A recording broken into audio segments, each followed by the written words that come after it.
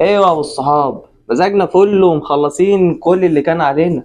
اه يابا، هو بما اننا عدينا دور التمهيدي وال 32 وال 16 يبقى كده ما عدناش لا بنسمع اغاني، وكمان بطلنا غيبه ونميمه وشتايم، وبقينا بنغض البصر. وبطلنا كمان الكذب والحسد وشهاده الزور بالظبط، وكمان شرحنا ايه هما اركان الاسلام والايمان وعرفناهم كويس قوي. المهم اننا نطبق الكلام ده في حياتنا. طبعا يا اخي، ده انا كمان كنت عايز اقول لك على حاجه تانية ومهمه كمان. ايه هي؟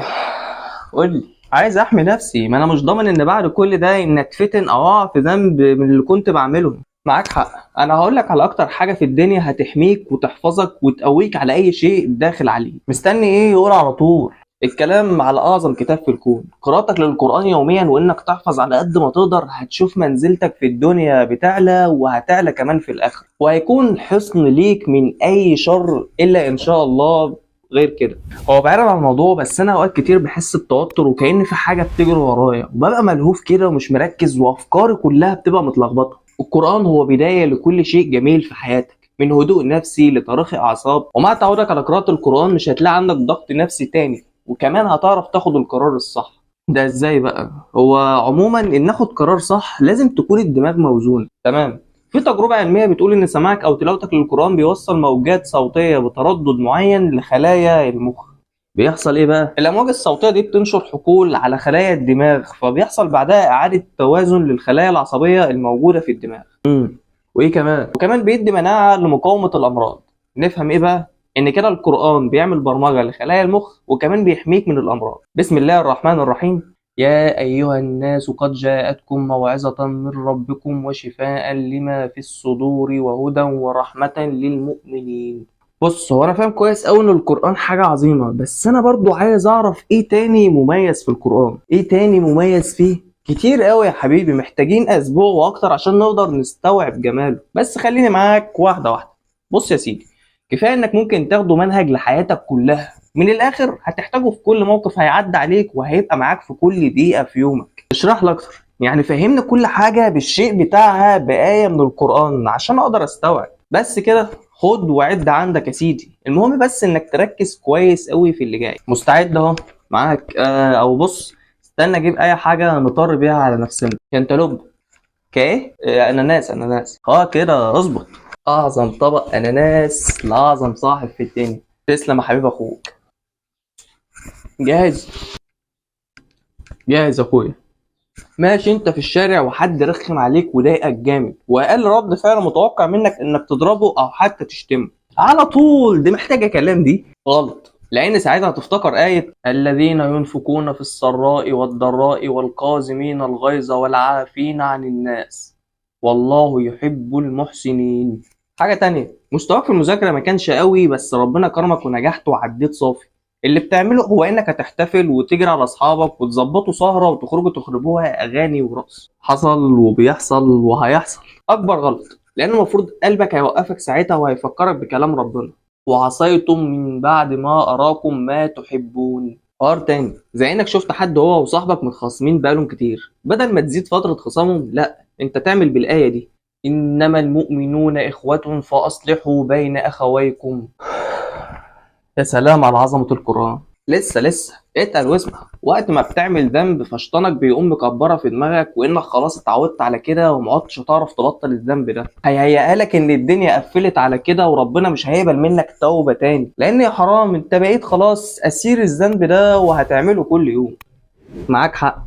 بيني وبينك انا حسيت بالاحساس ده كتير. طب اسمع: قل يا عبادي الذين اسرفوا على انفسهم لا تقنطوا من رحمة الله إن الله يغفر الذنوب جميعا إنه هو الغفور الرحيم. اوعى تبطل تتوب حتى لو عملت الذنب 1000 مرة. اللهم اغفر لي ذنوبي وتقبل توبتي. هيجي عليك وقت وتزعل إنك لسه مش عارف تاخد خطوة في الجواز، وأصحابك اللي قدك اتجوزوا بقى عندهم عيال، فعلى طول هتفتكر آية وليستعفف الذين لا يجدون نكاحا حتى يغنيهم الله من فضله. استعفف يعني ايه؟ الاستعفاف هنا انك تعفي وتحرم نفسك من اي مواد اباحيه، وكمان انك تغض بصرك عن اي حاجه حرام بتشوفها في الشارع، وتستقيم بذكر الله، شامل بقى الصلاه والنوافل والاذكار والصيام. ربنا يقدرني واقدر اعمل كل ده. في حاجه اخطر، وهي انك لما تقعد لوحدك في اوضتك كده والنت سريع ومحدش في البيت وكل الاحوال متهيئه انك تعصي ربنا، خلاص الموضوع سهل قدامك والطريق مفتوح لاسهل وامتع شهوه بالنسبه لك. فلا، تاخد ثانيتين كده وتفتكر آية ولمن خاف مقام ربه جنتان. هي حاجة صعبة قوي بس هجاهد. بمناسبة الجهاد وانك بتقول هتجاهد، فهسهلها لك. لما عينك تزوغ على حاجة حرام ولسه شهوتك هتشتغل، على طول هتفتكر آية والذين جاهدوا فينا لنهدينهم سبلنا وإن الله لمع المحسنين. فتجاهد نفسك مرة واتنين وعشرة لغاية ما تستقيم، وتأكد ان ده شأن عظيم عند ربنا. اللهم اعطيني قدرة الجهاد في سبيل جنتك. ربنا مش هيسيبك، هو رقيب عليك في كل لحظة. أي شهوة أنت عد ليها ربنا عايزك تبعد عنها. والله يريد أن يتوب عليكم ويريد الذين يتبعون الشهوات أن تميلوا ميلا عظيما. ربنا عايزك تسيب شهوتك ابتغاء مرضاته. أنت متخيل إن ربنا عايز يتوب عليك؟ والأجمل من ده إنه بيأكد لك إنك عملت ده غصب عنك عشانك ضعيف قدام شهواتك. وده في الآية اللي بعدها لما قال سبحانه وتعالى يريد الله أن يخفف عنكم وخلق الإنسان ضعيفا.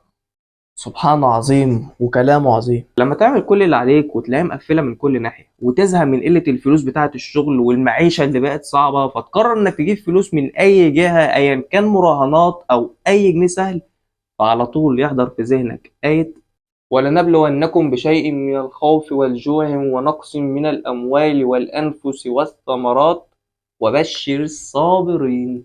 فاصبر اخويا واتقي ربنا، وقتها هتاكد لنفسك ان ده اختبار، وتبرهن على ده بايه ومن يتق الله يجعل له مخرجا. هتلاقيها اتحلت وارتحت وسلمت امرك لربك ورميت كل حملك عليه وظنيت بيه ظن الخير. عايز اقول لك من ظن بالله خيرا فلن يخيب الله ظنه، ومن شكر الله على نعمه زاده الله من فضله، ومن توكل على الله فهو كافيه وحسبه. فخلاص محلول اهي.